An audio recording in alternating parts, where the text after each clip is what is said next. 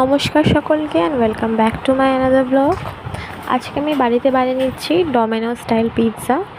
তো এখানে আমি নিয়ে নিচ্ছি একদম সিম্পল উপায় বানানোর জন্য একেবারে মেয়োনিজ একটুখানি আর পিৎজা পাস্তা সস, যেটা মার্কেটে অ্যাভেলেবেল থাকে আর কি। তারপরে একটুখানি চিলি ফ্লেক্স, একটুখানি অরিগ্যানো আর এই ব্ল্যাক পেপার, সঙ্গে একটু পেরি পেরি মশলা, আর এই সাথে আমি অ্যাড করে নিয়েছিলাম একটুখানি চাট মশলা।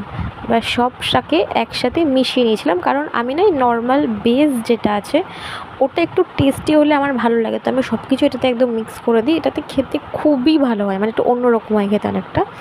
তারপরে পিৎজার যে বেসটা আছে এর উপরে এটাকে দিয়ে দিয়েছিলাম সুন্দর করে ধীরে ধীরে, মানে অ্যাট ফার্স্ট এটাকে ভালো করে ব্লেন্ড করে তারপরে এটাকে পিৎজা বেসের ওপরে অ্যাপ্লাই করতে হবে।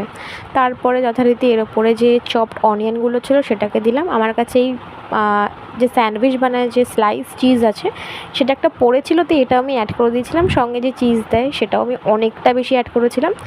হওয়ার পরে ফাইনালি এরকম কিছুটা দেখতে হয়েছিল জিনিসটা। তো যাই হোক, খুবই ভালো লাগে।